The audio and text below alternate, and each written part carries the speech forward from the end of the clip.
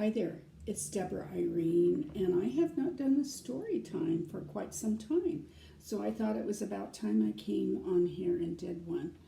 You know, we went through the coronavirus and we're still in it, but we're beginning to open things up and trying to get back to normal. And then we went through so much emotional disturbance in our country. And quite honestly, I just felt like, what could I possibly say? You know, my stories are sometimes I felt like that people need something more and need something a little different. And so I wasn't sure what stories to read to you. But since Father's Day is coming up on the weekend, I wanted to read to you a couple of stories in honor of fathers. And of course, these two stories are going to be about my own father. Now, I want to point out in my book Reflections that I have a chapter in there called Daddy. And this book was published in 2011. And I talk about my dad. And then, of course, my mother speaks about him a lot in her book, Helen's Heritage. And so you can read a lot about him there. And I kind of summarized some thoughts a couple of different times in my book, Someday I Will Write. And they were originally written on as blogs, one for his birthday and one for Father's Day.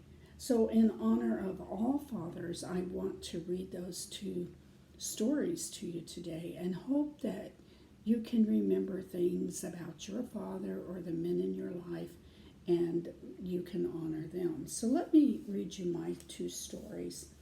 The first one that I'm going to read to you was written in 2012, and it's chapter 6 in my book, Someday I Will Write.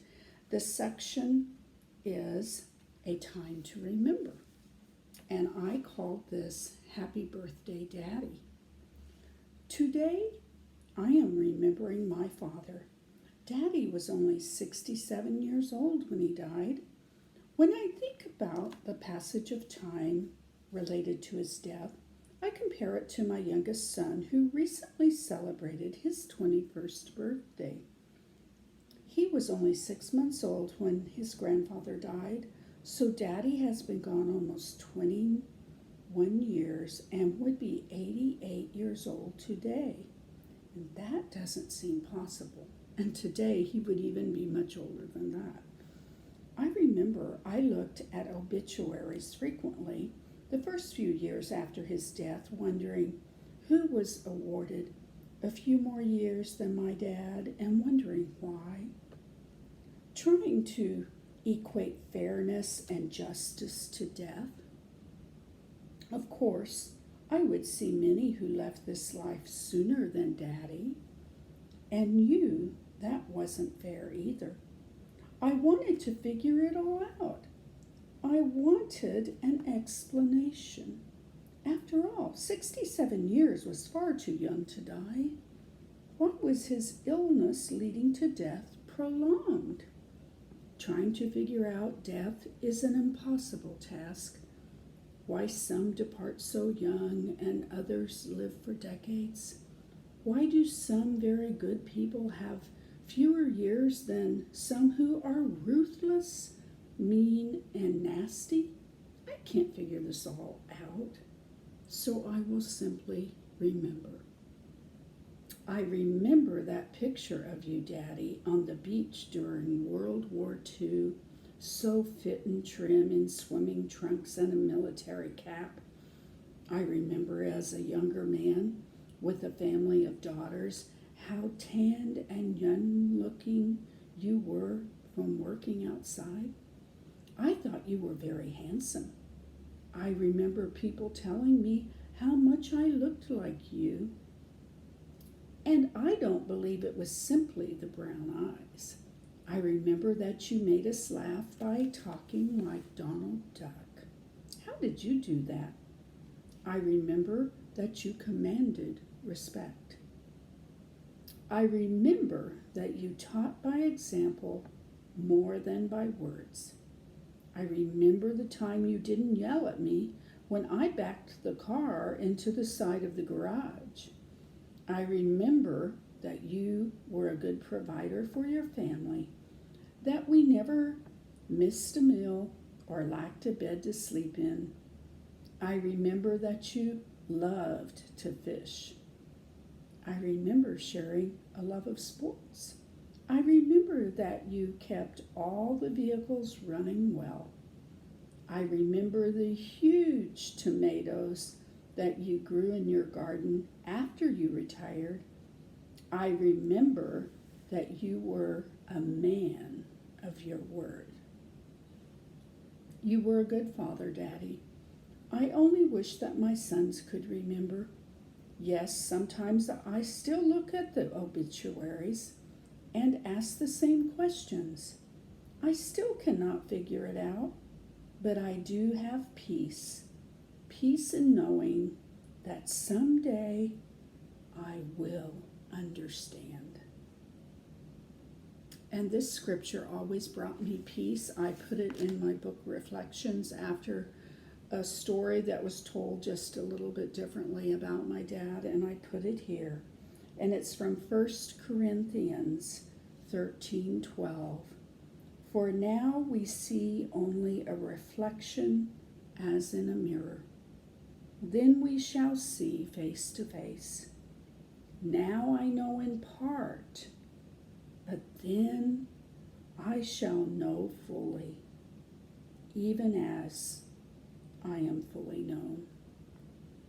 And of course, I put that scripture in there because I'm still trying to figure out why my dad died so young. This was written and posted as a blog in January 2012, honoring my dad on his birthday. And now I want to skip over to a section of my book, A Time for Family, chapter 27, where I wrote a little blog about my dad on Father's Day. And I called this, And That's My Daddy. And I have a picture that I've always loved, and this blog talks about this picture. I hope you're able to see this. That's a picture of me and my dad when we lived in California. I think I was about 6 years old. So let me read you this story. You've heard about my dad before in Reflections chapter 7 and in a few other blogs that I have written for Father's Day. He was a man of his word, a man of few words, loved sports, and died too young in my opinion, 67. Today, as I was looking for pictures to post on Facebook in honor of him and Father's Day, I scanned this one in and saw so many things that made me reflect and smile. So let me tell you a little story. My mother, like most mothers, took many pictures and also kept pictures of the extended family from years past. I loved looking through the picture boxes as a little girl to help remember years, places, and even people in the pictures. Remember, we have a very large clan. She was careful to write names and dates or ages on the backs of each one. Once I learned to write, I followed her example. So on the back of this picture, in my own printing, inscribed is Daddy 38, Deborah 5. Well, I guess I wasn't 6, I was 5. That makes me smile. I'm not sure if I hadn't changed my clothes from church or if it was any ordinary day for a princess. Daddy was reading the paper and chugging coffee, and Mother said, "Sit up there next to him." He had one leg tucked underneath. I sat that way for many years at the office until my knees got old, and I still chug coffee. Oh wait, princesses, they don't chug, they sip. Look at the princess's pearls. But what's up with that short pixie cut? Well, the story on that is, according to Mother, My hair became dull, dry, and brittle from having 2 surgeries close together, anesthesia or something. So she cut my hair in hopes that it would grow back soft and healthy. The princess had to do a little extra to make up for that short hair, hence the pearls and the dress. And yes, let's not forget that dress. Look at the ruffles scrunched up behind my back. I remember that dress like I received it yesterday. It was a special gift from my very special Aunt Maxine, Daddy's sister. She brought it to me one day at home because I had been so sick with those 2 hospital stays. It was a huge box, gift wrapped with a huge bow. I carefully opened it and felt the rows of crunchy ruffles. The base color of the dress was somewhat shiny, oyster-like white, almost iridescent, accented with red felt polka dots and a red ribbon trim. To this day, it remains the best present I have ever received. When I outgrew it, I reluctantly hand-me-downed it to my sister Kathy. I see the throw cover on the couch and the inexpensive curtains and remember how hard my dad worked, how well he and mother saved for his dream to start his own business someday. And I remember life was good. My future husband would one day say, "He is the best man I have ever known." I hope I can be half the man that he is.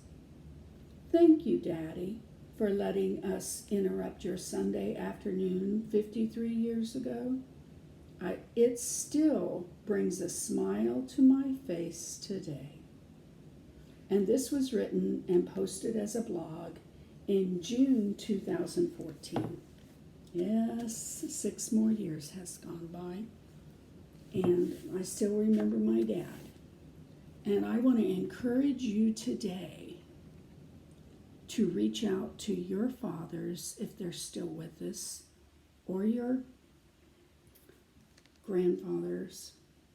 Reach out to your husbands, because I lost my dad at the age of 67, and my sons lost their father at the age of 62. So if you still have yours, reach out and say hello on Father's Day and let them know that you love them. And if your father has gone on, perhaps you can remember some good things like I have in my stories. So this is Deborah Irene coming to you today from Kansas City with Storytime. Thank you for joining me, and have a great Father's Day, all you dads out there.